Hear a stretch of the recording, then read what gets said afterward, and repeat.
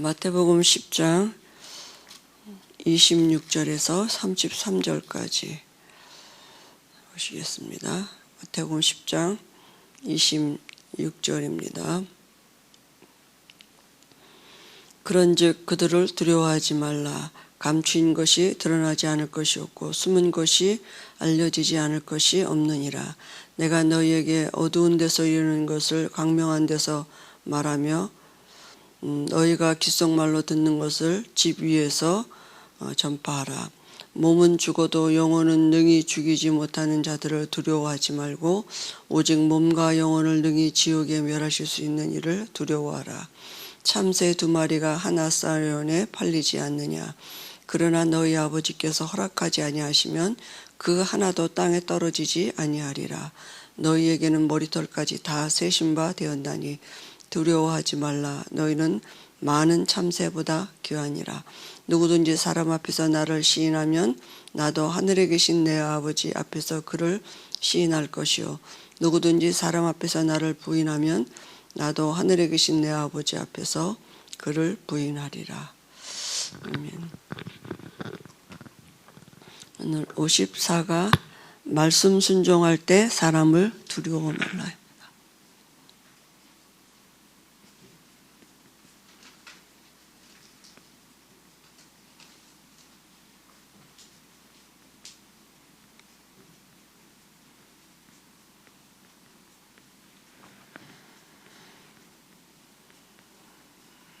마태복음 10장 26절에서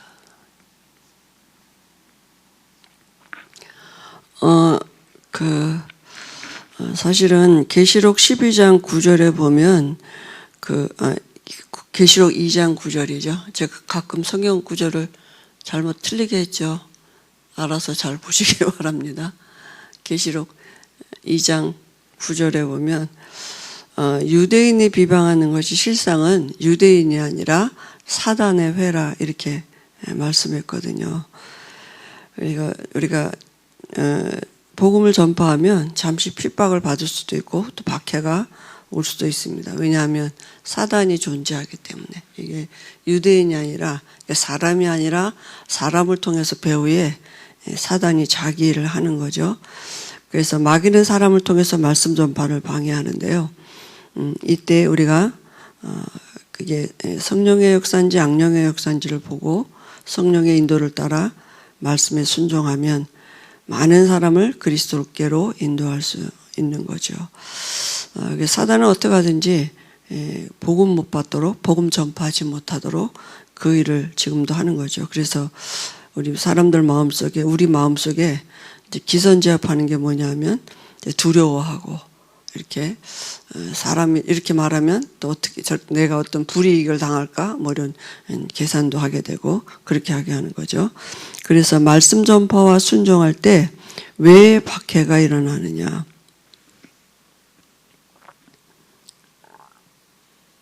왜 박해가 일어납니까? 마태복음 10장 오늘 읽은 말씀 중에서 16절에서 33절에 보면 사실은 박해가 일어나는 게 뭐냐면 들키는 거죠. 사단이 자기가 그러니까 두려워할 필요. 사단이 있다는 증거가 사단이 들키는 거니까요. 그죠? 그래서 16절에도 보면 보라 내가 너희를 보내미 양을 이리 가운데로 보낸과 같다 이랬습니다. 그러니까 이리 때가 다시 말하면 종교를 가지고 있는 사람들이죠. 그 때문에. 그죠? 그리고 불순종의 사람들 때문에. 그러니까 이 배우가 누구겠습니까? 당연히 사단이겠죠. 그리고 불신의 이 간언. 권세 가지고 있는 것 같지만 그 권세 가지고 사실은 사단이 복음을 방해하는 거죠. 또 이방 종교 때문에. 복음이 아니니까 당연히 반대하겠죠. 또 때로는 우리 가족 안에 이 불신 가족이 그죠? 사단의 통로가 될 수 있죠. 결국은 뭡니까? 복음을 막기 위해서 그죠? 결론은 사단은 뭐냐? 복음 막기 위해서 하는 이 사단의 통로가 되는 거죠. 사람이 하는 것 같지만, 그죠? 그래서 박해당할 때 우리가 기억할 게 있습니다.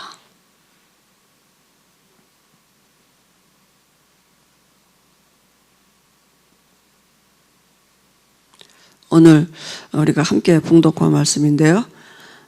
마태복음 10장 25절에서 39절까지 보면 예수님이 뭐라고 말씀하셨냐면 예수님도 박해를 받으셨어요.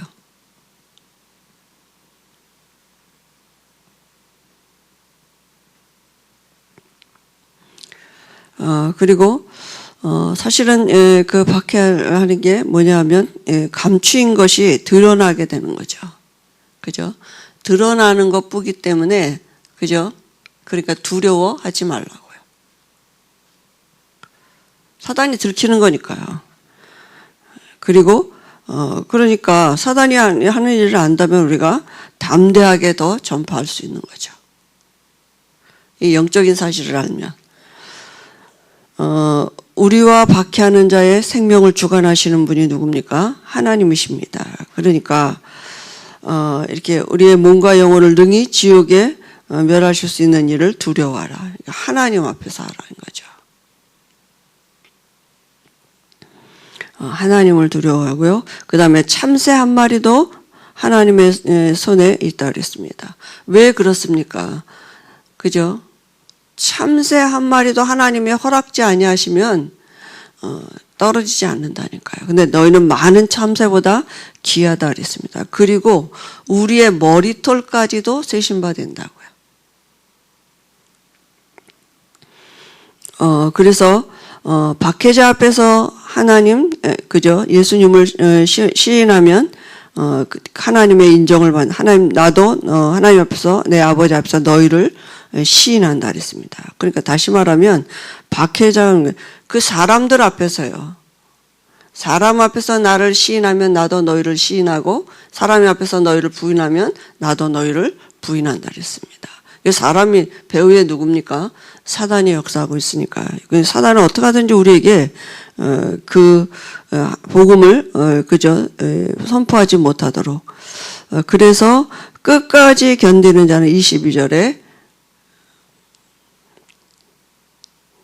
끝까지 견디는 자는 승리하는 것입니다.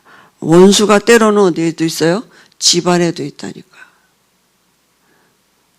우리 가족 중에 원수 노릇하는 사람 있잖아요. 모르고 사단의 통로가 되는 사람 있죠. 모르니까. 그죠? 그 다음에 또 10장 39절에 보니까 복음을 위해서 목숨을 잃는 자는 오히려 목숨을 얻게 된다 그랬습니다. 그죠? 그래서 지금 우리가 말씀을 순종할 때, 말씀을 따를 때에 반드시 사단은 있는 증거를 나타낸다니까요. 우리 마음에 두려움을 갖다 주기도 하고, 그죠? 여러 가지 또 어려운 환경으로 만들어 갈 수도 있는데, 그건 사단이 하는 짓이기 때문에 반드시 무너지게 되어 있습니다. 그래서 반드시 상급이 있고 응답이 온다고요.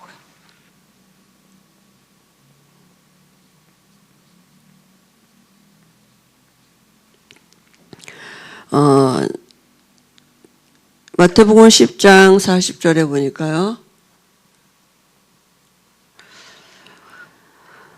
너희를 영접하는 자는 나를 영접한 것이고 나를 영접한 자는 나를 보내신 자를 영접한다고 말씀. 그러니까 우리가 복음 전하고 영접하는 사람이 우리 말을 듣는 것 같지만 사실은 그리스도를 영접하고 그리스도를 영접한다는 것은 하나님을 만나고 하나님을 영접한 거잖아요. 그렇기 때문에 반드시 상급이 있다고요. 그죠? 10장 마태복음 10장 41절에서 42절에 말씀해 보니까 선지자의 이름으로 선지자를 영접하는 자는 선지자의 상을 얻고요. 의인의 이름으로 의인을 영접하는 자는 의인의 상을 얻고 이게 제자의 이름으로 이 작은 자 중에 냉수 한 그릇이라도 주는 자는 결단코 상을 잃지 아니한다고 분명히 말씀하셨습니다.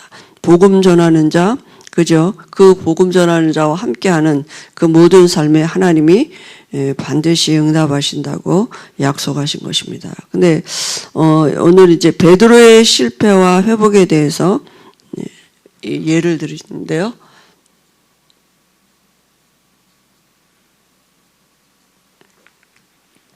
우리가 잘 아는 듯이 베드로가 실수했죠. 그 실수가 뭡니까? 예수님이 잡혀가실 때에 멀리서 따라갔다 그랬어요. 가까이 가지도 못하고 멀리서, 다시 말하면 사람을 두려워한 거예요. 자기도 잡혀갈까 봐 사람을 두려워했죠. 그래서 26장 58절에 보니까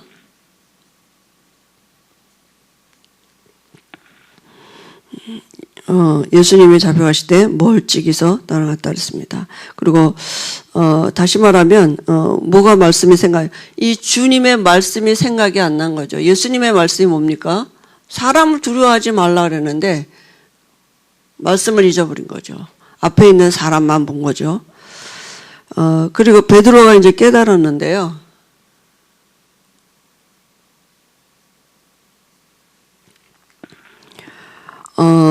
그 작은 여종 하나가 와서 너도 갈릴리 사람 아니냐? 너 내가 예수가 함께 있는 거 봤다. 그랬더니 베드로가 뭐랬습니까?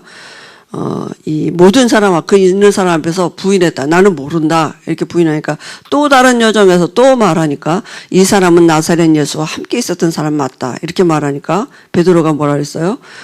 그 맹세하고 부인했다 그랬어요. 그 사람을 나는 알지도 못한다 그러고, 또 다른 사람이 와서 또 너도 바로 그 당이 아니냐. 그러니까 베드로가 또요 저주하고 맹세하면서 모른다고 부인했다니까요. 근데 그 말을 하는 즉시 바로 닭이 울었다 그랬습니다. 그러니까 닭이 우니까 이 베드로가 예수님이 내가 나를 닭이 울기 전에 3번 부인하리라 그 말씀이 그제야 생각이 나다 그랬습니다. 그죠? 그래서 베드로가 이제 그제서야 말씀이 생각이 난 거죠.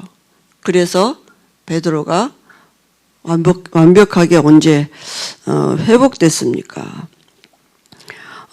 그러니까 예수님이 십자가에 죽으시고 부활하셔서 40일 동안 제자들과 함께 하시면서 하나님 나라의 일을 말씀을 주셨으니까 한 2달 됐겠죠. 2달 후쯤에 그저 성령의 충만함의 증거를 얻은 것입니다. 그러니까 마가다라방에서 그리스도를 체험한 거죠. 그리스도가 성령으로 자기 안에 함께 하시는 이 기도했는데 와진 역사가 실제로 그저 육체 안에 하나님의 영이 함께, 성령이 함께 하시는 것을 체험한 것입니다. 그죠? 그래서 무엇이 그를 변화시키고 담대하게 만들었습니까? 말씀이 생각이 나고 말씀대로 성취되는 게, 그죠? 2장 14절입니까? 이 말씀이 살아있고 운동력인 거, 그걸 체험한 것입니다. 말씀이 실제로 자기에게 성취되었어요. 요엘 선지자가 예언했던 그 말씀이 이제 성취된 거죠. 그래서 두려움 없이 그리스도를 전파했습니다. 사도행전 2장 36절에 전에는 예수를 모른다고 3번씩이나 부인했는데 이제는 오히려 담대하게 말한 것입니다. 너희가 죽은 예수를 하나님이 죽은 자 가운데 살리셔서 주와 그리스도가 되게 하셨다. 이렇게 담대하게 니네가 죽인 예수가 바로 그리스도다. 이렇게, 그죠? 담대하게 선포했습니다. 그 결과가요. 37절. 그죠? 베드로의 말씀 앞에 많은 사람이 회개하고 성령으로 세례를 받고 3,000명이나 되는 제자들이 일어나는 이런 하나님의 역사가 일어났습니다. 사단은 죽지 않았습니다. 그죠? 홍해에서도 빠져 죽지 않았고 머리 박살났지만 지금도 꼬리치면서 자기 일을 하고 있거든요. 계속 따라다닙니다. 우리 주변에. 그죠? 이 사람들을 통해서, 환경을 통해서 계속 지금도 우리에게 복음을 누리지 못하도록, 말씀 따라가지 못하도록 속이고 있는 거죠. 그래서 아무리 그래도 사단의 방법과 능력은 복음을 막을 수가 없는 것입니다. 그래서 우리에게까지 복음이 전파된 거 아니겠습니까? 그래서 우리가 말씀을 순종할 때에 사람을 두려워, 때로는 우리 마음에 우리 자신들을 속이는 이런 사단의 계계인 줄 알고 우리가 말씀 앞에 순종해야겠습니다. 이 시간에도 우리가 원색복음을 누리는 그 참 시작을 하는 기도의 시간을 갖도록 하겠습니다. 우리 교회를 위해서 교회 기도 제목을 가지고 기도해 주시고요. 앞장을 세우신 우리 김동원 목사님, 또 김구 목사님 위해서, 또 우리 다락방 운동가 유광수 목사님 위해서, 또 우리 성령께서 우리에게 중보 기도하게 하시는 그 기도하시고 자유롭게 하시겠습니다.